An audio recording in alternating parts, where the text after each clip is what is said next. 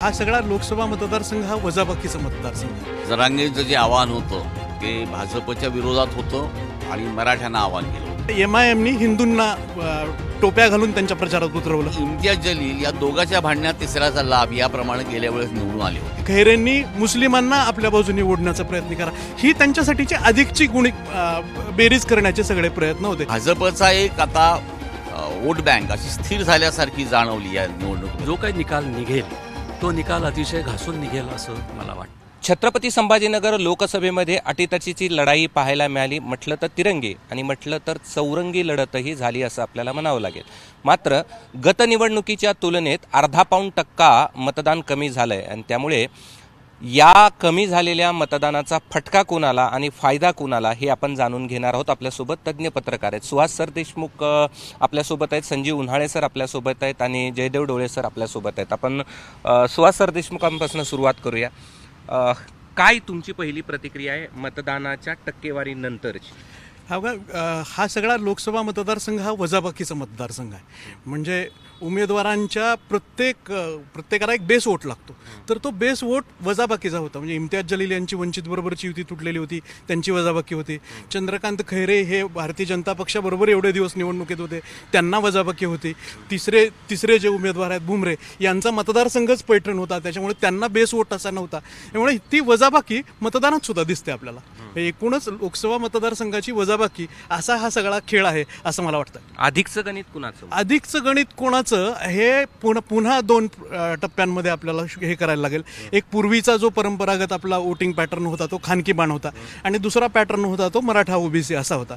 तर या 2 पॅटर्नमध्ये नक्की कोण कोणाच्या बाजूने आता अधिक करण्याच्या नादात बघा MIMनी हिंदूंना टोप्या घालून त्यांच्या प्रचारात उतरवलं. खैरेंनी मुस्लिमांना आपल्या बाजूने ओढण्याचा प्रयत्न करा, ही त्यांच्यासाठीची अधिकची बेरीज करण्याचे सगळे प्रयत्न होते. आणि एकूणच या सगळ्यामध्ये ज्यांना कुठली प्रतिमाच नव्हती, तशा अर्थाने उमेदवारांच्या प्रतिमेचा जिथे प्रश्न होता महायुतीच्या, तर प्रतिमा नसणाऱ्या माणसांना पक्षाची प्रतिमा असा एक तिसरा पार्ट होता. म्हणजे ही त्यांच्या अधिकची गणितं होती. ती यशस्वी झाली का, पुढे गेली का, हे मतदानानंतर आणि कौल पाहिल्यानंतरच कळू शकेल. पण वजाबाकी हे या मतदारसंघाचं वैशिष्ट्य होतं. 2 बाजूचे मतदारसंघ जालना आणि बीड, जिथं मराठा OBC झालं त्याची पडछाया इथे पडलेली असेल असं वाटतं तुम्हाला? एक असं की याची पडछाया किंवा डायरेक्ट छाया ही जालना मतदारसंघावर मोठ्या प्रमाणावर पडलेली दिसते. कारण जरांगेचं जे आव्हान होतं ते भाजपच्या विरोधात होतं आणि मराठ्यांना आव्हान केलं होतं. तो एक असा मतदारसंघ आहे की जो मराठा डॉमिनेटेड आहे राज्यामधला, आणि त्या मतदारसंघामध्ये 5व्या-6व्या वेळेस जवळपास रावसाहेब दानवे उभे होते.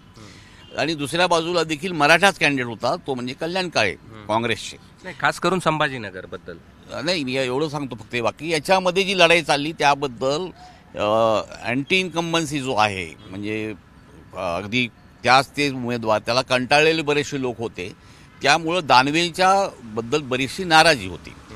औरंगाबाद मतदारसंघात किंवा संभाजीनगर मतदारसंघाबद्दल सांगायचं झालं तर या मतदारसंघामध्ये तिरंगी लढत ही अटीतटीची आहे. पण या अटीतटीमध्ये सुद्धा जसं सुहास यांनी सांगितलं की बाबा वजाबाकी प्रत्येकाची होती. ही वजाबाकी जरी झाली तरी देखील खैरे यांची एक जमेची बाजू अशी होती की त्यांना सर्वत्र मतदान मिळालं.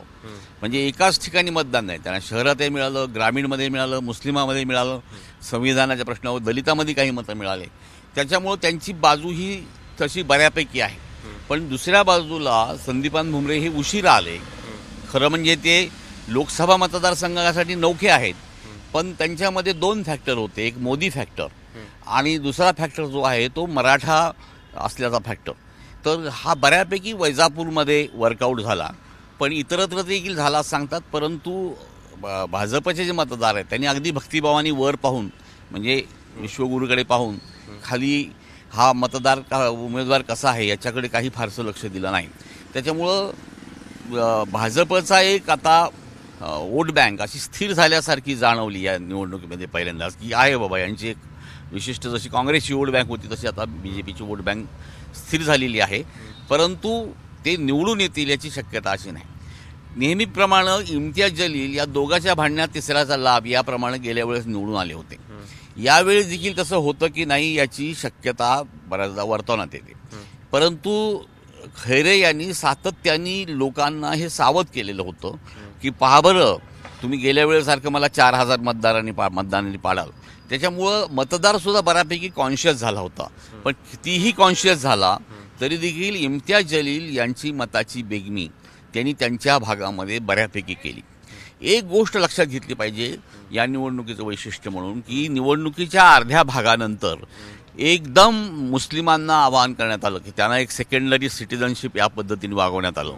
आणि ज्या पद्धतीने त्यांच्याबद्दल विधानं केली गेली त्याच्यामुळं मुस्लिम तबक्यामध्ये किंवा त्यांच्या वॉर्डामध्ये बऱ्यापैकी चांगलं मतदान झालं. म्हणजे मतदानाच्या जो याच्या विरोधात असेल, भाजपच्या विरोधात, त्यांच्या इमामांनी सांगितलं होतं की भाजपच्या खैरे देखील 10-15% तिथं मतदान घेणार. म्हणजे असं नाही की घेणार नाही, त्यांचं देखील 10-15% मतदान होईल. पण इम्तियाज जलील त्याच्यापेक्षा जास्त घेतील असं सध्याचं चित्र निवडणुकीचं आहे. सर, काय विश्लेषण आहे तुमचं? माझं असं विश्लेषण आहे की हा सगळा संभ्रमात पडलेल्या मतदाराचा परिणाम आहे. म्हणजे 19च्या निवडणुकीत काँग्रेसला 90,000 मतं पडली होती. हर्षवर्धन जाधव या अपक्षाला जवळपास 1.5 लाख मतं पडली, 2.25 लाख. तर या सेक्युलर मतांची आता चांगलीच भंभेरी उडाली की आपण जायचं कुठे. कारण प्रत्यक्ष काँग्रेसचा उमेदवार नव्हता, काँग्रेसची युती झालेली होती, आघाडी झालेली होती, विरोध कायम शिवसेनेची होता. त्याच्यामुळे त्याच शिवसेनेच्या उमेदवाराला मत कसं द्यायचं हा त्या 90,000 मागचा विचार होता. आणि दुसरं, ज्या हर्षवर्धन जाधवांना इतकी मतं पडली होती त्या मतानं परत जायचं कुठं. कारण ती काही कम्युनल मतं नव्हती, ती एका स्ट्रॅटेजीखाली गेलेली मतं होती. तर मला असं वाटतं की ही जी मतं आहेत त्याच्यामुळे खैऱ्यांना फक्त 4-4.5 हजार मतांनी पराभव पत्करावा लागला. या दोघांच्या मागच्या मतदानांचा संभ्रम किंवा त्या लोकांनी मतदाना केंद्रापर्यंतच जाण्याचं टाळलं, त्याच्यामुळे ही टक्केवारी ओसरली आहे. आणि म्हणून जो काही निकाल निघेल तो निकाल अतिशय घासून निघेल असं मला वाटतंय. ठीक आहे. आणखीन एक मुद्दा जो समोर आला तो सातत्यानं मुस्लिम बहुल भागामध्ये मतदानाचा टक्का वाढलेला पाहायला मिळाला. याचा फायदा कुणाला? नॅचरली आत्ता म्हणजे अन्य मतदारसंघांमध्ये आणि या औरंगाबाद लोकसभेतल्या मतदारसंघामध्ये वेगळा पार्ट आहे की MIM याच्यामुळे एकूण मुस्लिम मतदान हा अन्यत्र म्हणजे जिंकणाऱ्या उमेदवाराच्या पाठीमागे जायचं असं साधारणतः होतं. म्हणजे भारतीय जनता पक्षाला विरोध आणि जो कोणी जिंकेल त्याच्या बाजूने मतदान करायचं असा साधारणतः स्ट्रॅटजी सगळीकडे दिसत होती. त्याला अपवाद असणारा एकमेव मतदारसंघ आहे तो म्हणजे औरंगाबाद. त्याच्यामुळे MIMच्या पाठीमागं इथली लोकं राहिलेली नाहीत किंवा त्यांच्या अंतर्गत वादांमुळे किंवा एकमेकांच्या कुरघोड्यांमुळे त्या जलील यांचं मतदान कमी होईल असं जे मधल्या काळामधले वातावरण निर्माण झालेलं होतं तर ते तसं दिसत नाही आहे. म्हणजे मतदानाच्या दिवशी पण ते तसं वाटलं नाही, आधी पण त्याच्यात म्हणजे OBCच्या भाषणांच्या निमित्ताने आपण जेव्हा ते बघितलेलं होतं की एकूण एकजूट ठेवा हा त्यांच्या सगळ्या प्रचाराचा मुद्दा होता.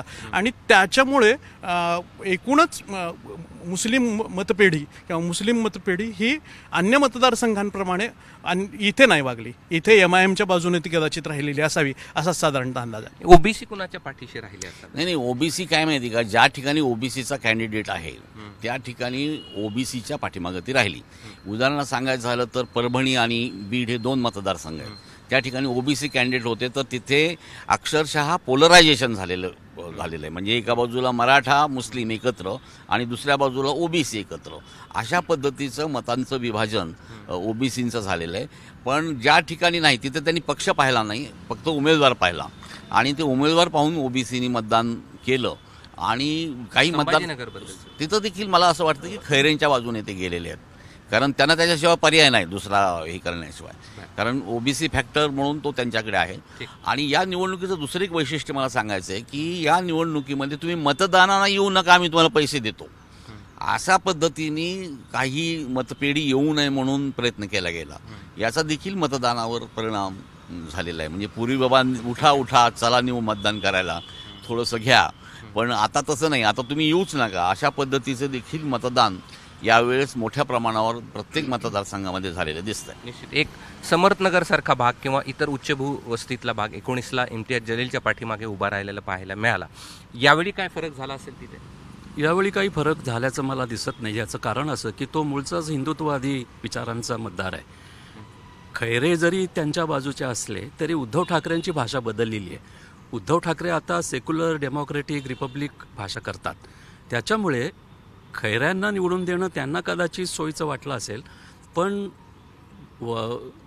विस्तृत राजकारण पाहिलं, राष्ट्रीय राजकारण पाहिलं तर त्यांच्या हिंदुत्ववादी मतांना फुंकर घालणारी याच्या पाठीमागे नसतील जी गेली इम्तियाजच्या पाठीमागे RSSचे लोक गेले, कारण जसं मागच्या वर्षी त्यांनी खैऱ्यांना पाडायचा निर्धारच केलेला होता तसा याही वेळेस केला होता. फक्त त्यांची नामुष्की अशी झाली होती की भुमरेंसारख्या उमेदवाराला त्यांना मत द्यायची वेळ आली होती.